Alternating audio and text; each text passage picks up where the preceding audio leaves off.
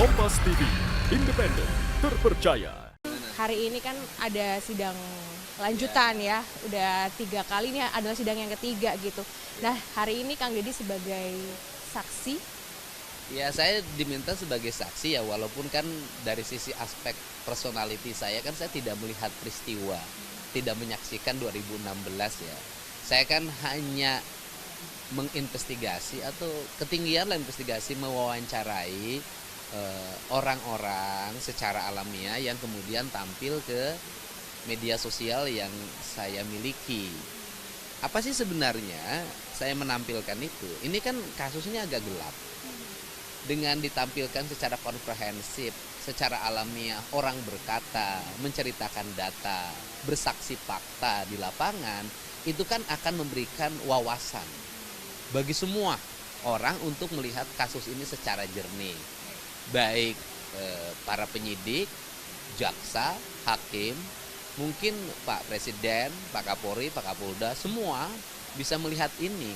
Sehingga dari penglihatan ini secara komprehensif, bagi hakim dan jaksa sesungguhnya pengetahuan di luar arena sidang. Sebenarnya saya tidak mesti hadir ke persidangan pun nggak apa-apa, dan nggak mesti juga sebenarnya. Tetapi kan dengan melihat itu kan hakim bisa melihat. Nanti dari raut muka aja bisa bedakan dong. Misalnya cerita yang saya tampilkan di Saka. Pertama kan sampai hari ini Saka dari sisi psikologi ya. Seorang anak remaja mengalami hukuman selama 8 tahun, keluar dari hukuman memberontak. Saya tidak bersalah, saya tidak melakukan itu. Kan kalau pakai logika ngapain loh? Capek-capek harus memberontak. Kan mending kerja aja. Tetapi kan ada panggilan jiwa yang sangat kuat dalam dirinya bahwa saya tidak salah. Nah, dari aspek pemberontakan yang dia lakukan di berbagai pihak, kan awalnya dia dibully. Awalnya dicurigai. Awalnya semua orang menyalahkan. Menuduh ya? Menuduh, kan gitu loh. Tetapi akhirnya hari ini apa publik? Kok melihat ini anak benar. Lama-lama kan kebenaran terkuat. Nah, kalau saya sih alibi yang paling kuat ya bagi Saka itu adalah di malam kejadian dia tidak ada nongkrong di jalan. Dan tidak ada satupun orang yang nongkrong di jalan. Itu Kang Deddy bisa menyimpulkan hal seperti itu dari beberapa saksi yang sudah Begini, pertama kan kalau dulu nongkrong di jalan itu karena ada saksi yang menyaksikan 2 orang, AF dan Dede, yang melihat menyaksikan dari warung rokok Madura tuh yang jaraknya 150 meter loh itu. Nah sekarang kan Dedenya udah nyabut menyatakan saya tuh bohong, siap dipenjara menggantikan mereka. Kan menurut saya ya udahlah, logika kita udah bisa jawab deh. Nah kemudian yang berikutnya kalau untuk Saka ya, untuk Saka memang malam minggu itu saya sudah meyakini loh, dia itu memang ada di rumah. Kemudian main ngumpul di rumah neneknya. Setelah itu bareng sama Sadikun naik motor sekitar pukul 10 malam gitu kan, 11 malam, karena motornya Irfan mogok, karburatornya rusak. Kemudian Saka dibonceng sama Sadikun, Irfan bawa motor sendiri karena mogok. Kemudian Kodir dibonceng sama Raja, nama panggilannya itu Raja. Rajanya udah meninggal. Kodirnya hari ini kakinya patah, kan gitu, karena ada hubungannya dengan hari ini ya kan 6 bulan yang lalu lah, karena kakinya patah karena yang step kanan tuh yang nyetepnya tuh bahasa kalau motor mogok itu step anak muda. Kemudian didorong pakai kaki menuju bengkelnya Harry. Di flyover Sadikun takut ada razia, orang ngumpul di jembatan. itu kalau menurut dari kesaksian si Sadikun ngelihat keramaian itu sebagai razia atau ada sangka aja? Ada polisi, karena polisi maka takut ada razia, karena takut ada razia maklum tidak pakai helm, nggak bawa SIM mungkin kan, langsung jalan ke kanan, jalan arteri. Nah kemudian padahal orang berkumpul di situ ada polisi adalah ada kasus meninggalnya Eki dan Vina di flyover. Samalah dengan ceritanya Bondol. Berarti kalau menurut dari kalau menurut dari Kang Deddy, mereka ada di flyover sebelum mereka ada di flyover setelah adanya keramaian. Itu mereka lewat setelah ada keramaian itu. kemudian langsung ke bengkel yang sekarang berubah jadi apa itu, pokoknya paping blok atau bengkel itu namanya Heri. Heri mengatakan iya, ada yang motor ke sini mogok, kemudian diperbaikilah di situ. Itu adalah si Sama Kodir kan, si kan. Kemudian setelah itu mereka sampai agak malam subuh mungkin baru pulang. Kan selesai. Nah pertanyaannya adalah, kan gini lah, coba jaksa atau siapapun panggil ahli orang yang melihat raut wajah. Kan ketika di video saya itu kan kelihatan dong mana yang bohong, kan kelihatan. Kalau yang bohong tuh tegang wajahnya, terus seluruh gerakannya kaku. Ini kan kalau menceritakan sebuah peristiwa yang tidak dialami, di jalannya udah bubar motornya. Kan ini tidak diskenariokan. Tidak diskenariokan kan? Jalan langsung bener. Oh iya ini bener. Kan kalau diskenariokan dia pasti kaku karena kan saya dadakan. Itu yang berikutnya, bahwa mereka itu bengkel Heri, kemudian Sadikun dulu sudah menyampaikan di pengadilan negeri tahun 2016. 2016, cuman tidak didengarkan, diabaikan oleh majelis hakim. Padahal mereka menyampaikan kesaksian di atas sumpah loh, karena hadir di pengadilan. Pertanyaannya adalah, kenapa AF dan Dede yang tidak hadir di pengadilan justru dianggap sebagai sebuah kebenaran? Yang hadir diambil di atas sumpah di pengadilan diabaikan, bukan kesaksian yang valid, ya kan? Sedangkan orang yang tidak hadir di pengadilan hanya berdasarkan PAP dianggap kesaksian yang valid. Sudahlah. Dan tujuan dari PK, kemudian di bawah PK itu ada kasasi, ya, ada banding, kan tujuannya mengoreksi terhadap ketidakjelian hakim pada persidangan tingkatan yang terdahulu. Kan tujuan itu. Nah tujuan mengoreksi itu sebenarnya yang disebut novum menurut saya ya. Novum itu menurut saya bukan hanya barang baru loh. Mungkin kata kaidah hukumnya novum itu barang baru, bukti baru.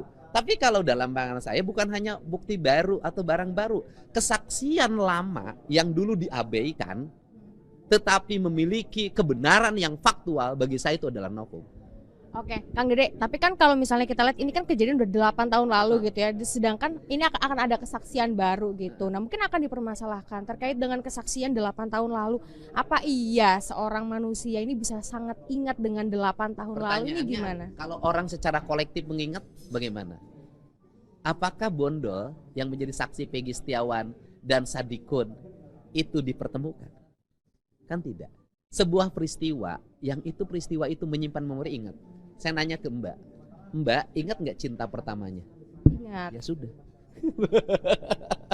Ingat nggak kapan cinta pertama dinyatakan oleh pacar yang pertama?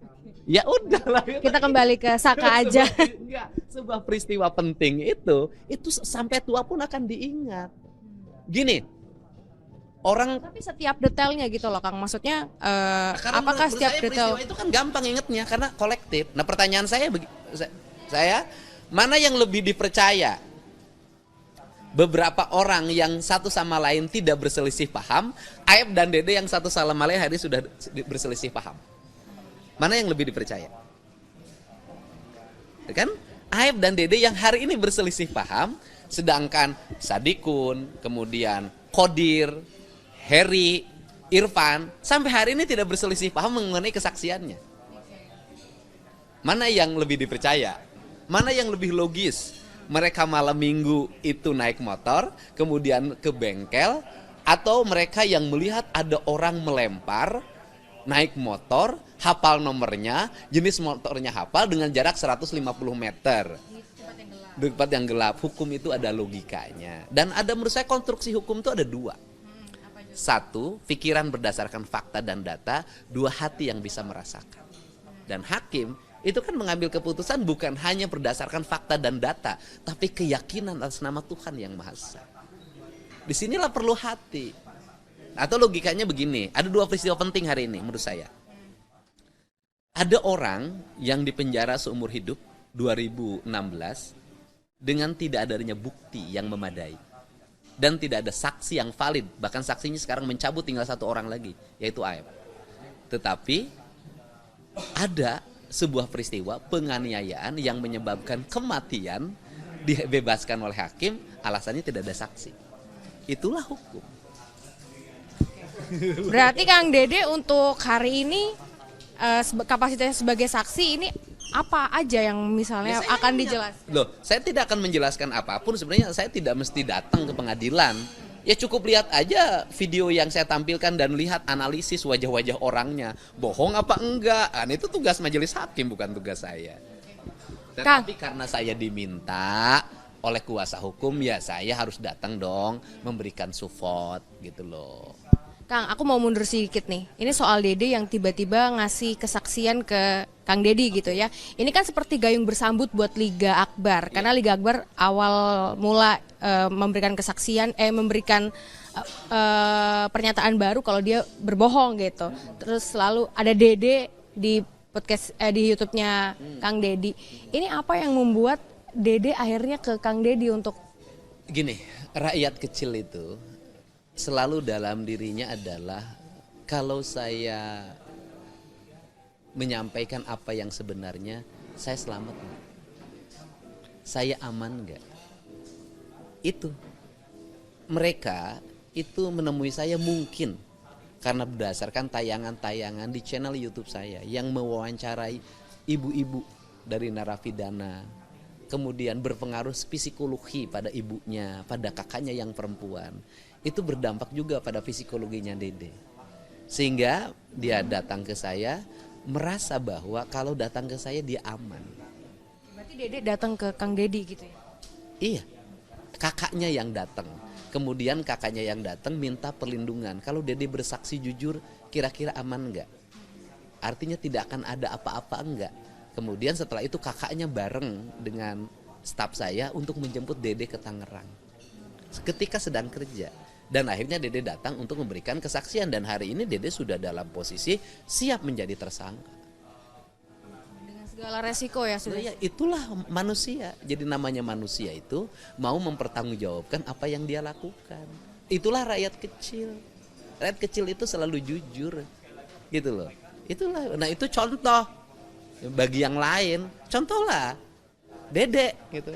Nah, kalau Aep ini belum ada nih komunikasi sama Kang Dedi. Aep belum ada komunikasi dengan saya, tetapi saya meyakini Aep juga punya hati.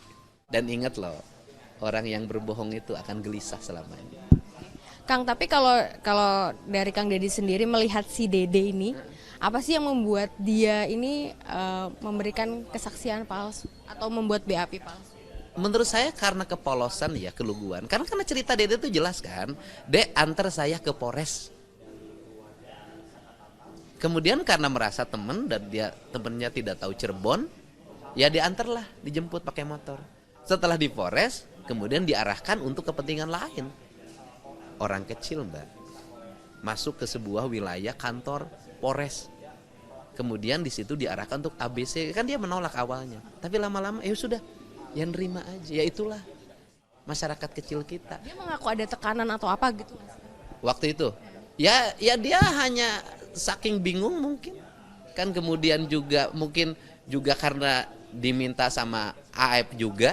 Dan diminta di situ kalau pengakuan dia kan sudah jelas kan. Yang memintanya siapa gitu kan. Ya dia lakukan saja. Kalau Dede ini kan dituntut balik gitu ya kan? Sama pihak dari Rudiana, maksudnya ada ancaman untuk disomasi Loh, gitu. kalau Dedenya kan sudah siap. Dan Kang Dedi juga akan mendampingi gitu. Loh ya dampingi dong. Masa kita warga kita, rakyat kita yang memerlukan perlindungan hukum. Kalau yang melindungi hukumnya kan bukan saya, kuasa hukum. Masa kita tidak bantu? Ini kan aspek-aspek kemanusiaan yang tidak boleh terulang lagi. Jadi saya selalu menyebut kasus hukum ini bukan kasus hukum. Tapi ini adalah kasus tragedi kemanusiaan. Tragedi kemanusiaan dong, orang dipenjara seumur hidup tanpa fakta dan kesaksian yang memadai. Itu adalah tragedi kemanusiaan yang jauh lebih berat dibanding dengan Sengkon dan Karta. Sengkon dan Karta 2 orang. Cuman yang problemnya adalah kalau Sengkon dan Karta itu kan kasusnya pembunuhan.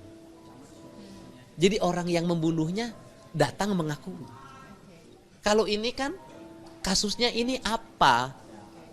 Pembunuhan atau kecelakaan kan belum jelas, sehingga agak sulit mengungkapnya. Oke, kalau pembunuhan mungkin suatu saat ada orang yang mengakuinya. Kalau mengakui. Kalau ya artinya potensi untuk dicarinya bisa. Kalau pembunuhan misalnya, karena tidak ada kasus pembunuhan yang lolos, jarang sekali. Tetapi kalau kecelakaan, mau minta pertanggungjawaban sama siapa? Sama aspal? Atau aspal yang mengakui saya yang menyebabkan kematian? Kan nggak bisa. Ini problemnya di situ. Tetapi saya selalu optimis, kebenaran akan menemukan jalan. Oke, baik. Berarti hari ini untuk Kang Dede di kesaksian nanti di Pengadilan Negeri Cirebon hanya akan bersaksi terkait dengan apa yang sudah ditampilkan di channel YouTube-nya Kang Dede ya. Itu pun kalau diterima oleh majelis hakim, kan bisa saja majelis hakim menolak. Kan gitu. Tapi saya kan yang penting bagi saya adalah saya menjalankan apa yang menjadi kewajiban kemanusiaan saya. Baik, terima kasih Kang Dedi atas waktunya bersama Kompas TV.